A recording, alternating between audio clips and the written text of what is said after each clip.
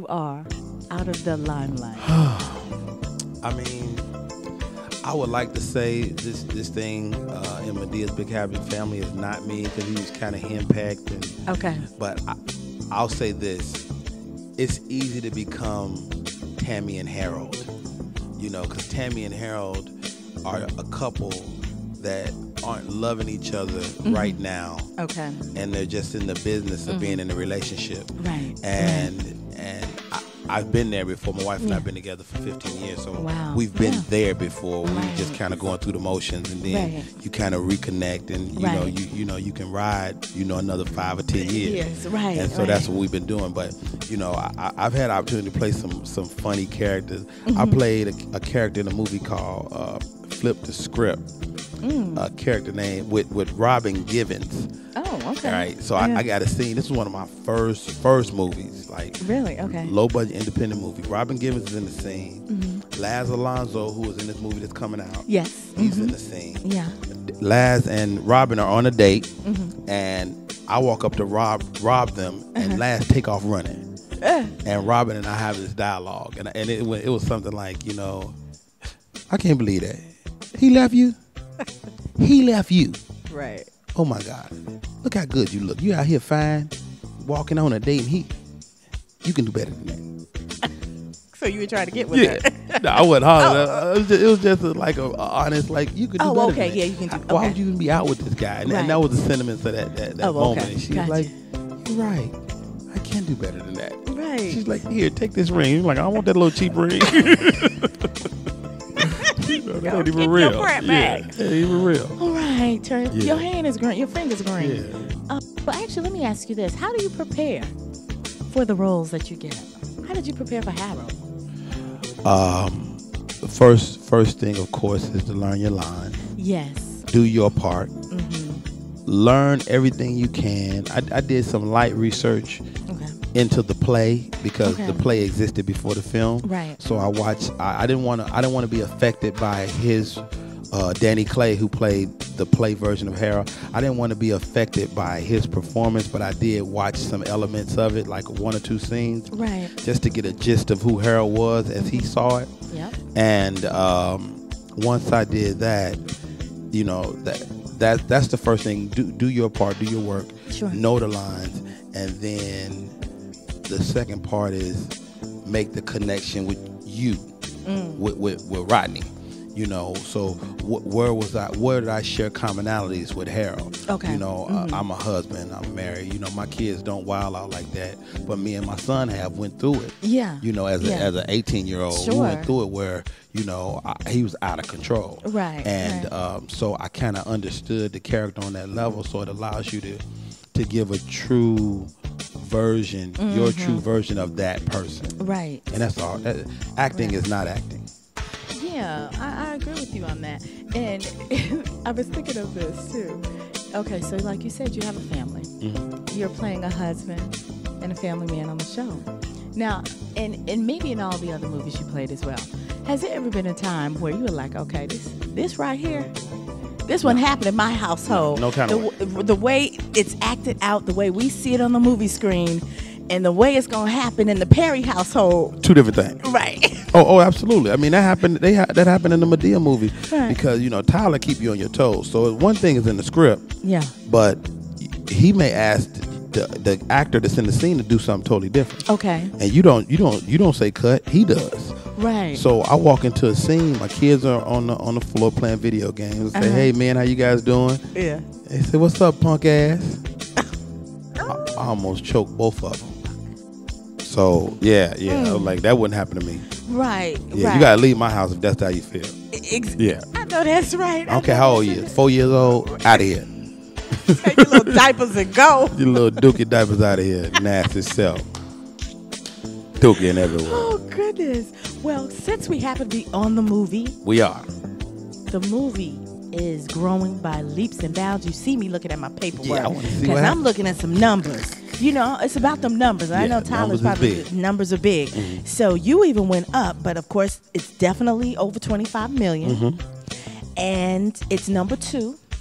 Yeah. And I was listening to you earlier, so of course that's why what really made me do my research. Okay. Because people need to know that the only reason why that it is in the number 2 spot, we have to, well, at least we have to keep in mind. You have to qualify. You have to qualify it fairly. And Rio, which is number 1, they have, that movie is 1,554 more theaters.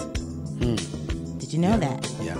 We knew it was I didn't many. know the exact number, but yeah. Bam, bingo, 1,500 more screens. More screens, Yeah, exactly. 1,500 more. So if you look at it in terms of this, most films, black films or films with black casts, open small. Yeah. Tyler Perry is huge to Yeah. get a 2,200 screen release. Right. So 2,200 screens versus 3,800, like the difference of about 1,500 screens. That's a lot. That's difference. more people with opportunities to see your film. Well, that's why I wanted to bring it up. So it's definitely, the business of it is kind of a trip, man. But if you look at these numbers, look at your per screen average. We averaging 10,000 per screen, they average 6,000 per screen. So there you go. People are definitely going to see it. Oh yeah. Yeah. So it's a big deal. I think this will be the biggest movie I've done today. The biggest single role, and the biggest amount of money to make in a film up to date for me.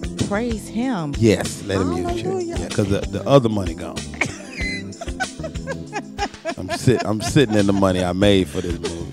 Right. Vehicle. And I wanted to ask you this question, and this is a very serious question because of what's being out there. Let me get serious. Yeah, get you serious. You should see his face. You work with Tyler Perry. Yes.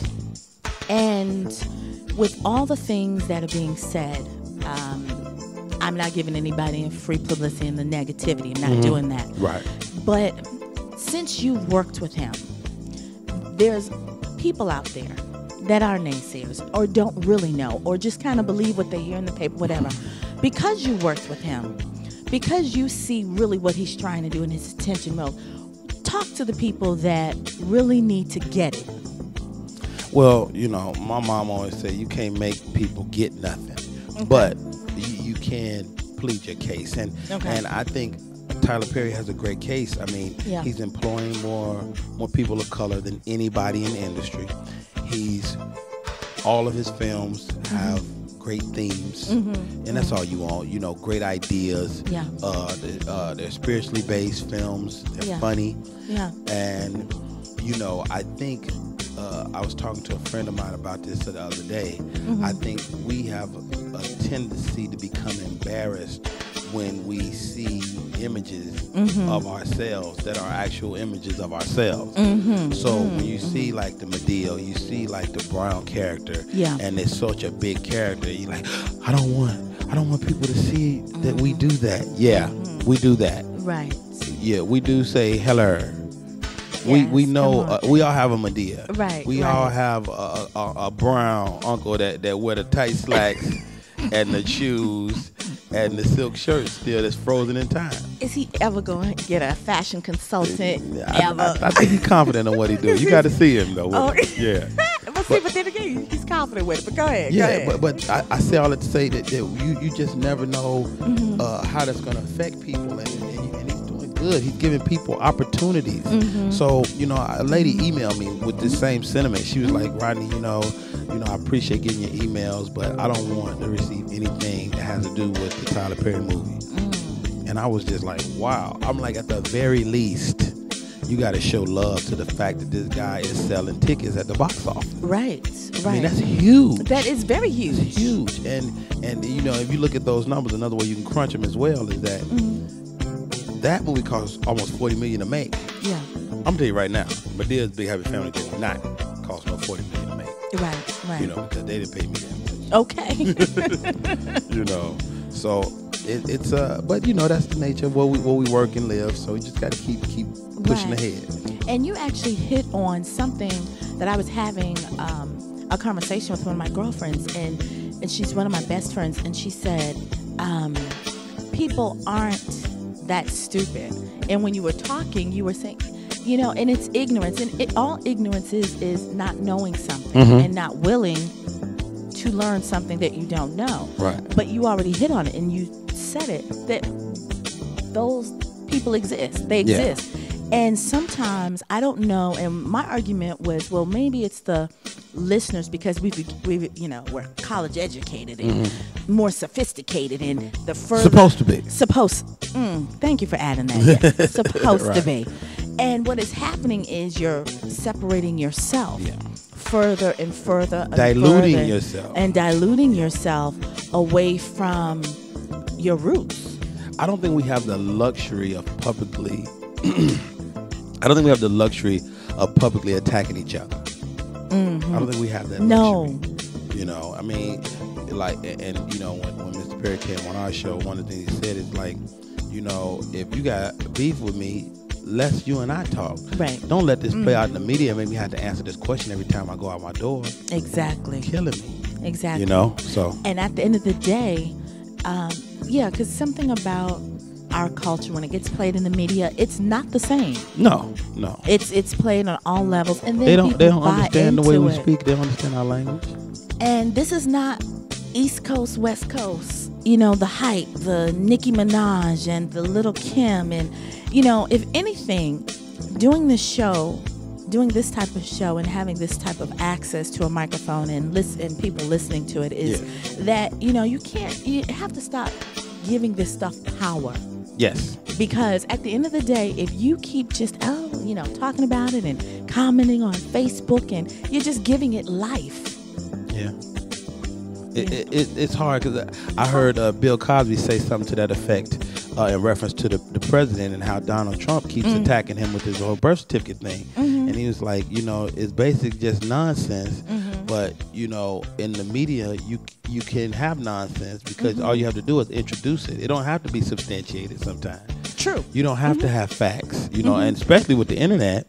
But aspects of the internet to get on the blog or something like that, all they want is the hits on their site. It don't even have to be true. Right, exactly. So they don't care. But anyway, now that we've put that out, we did. We're done with it as far as I'm concerned. I don't want to talk about it no more. Me neither. We so done with that. So going back to when you watch yourself, is it uncomfortable to watch? Do you start critiquing yourself in a certain way? Like, man, I should have did that, or I should have pulled back. Yeah, to a certain extent. I mean, I'm a Virgo, so I'm a perfectionist in a lot of respects. Yes, birthday September 9/15. Wow, look at you on your research.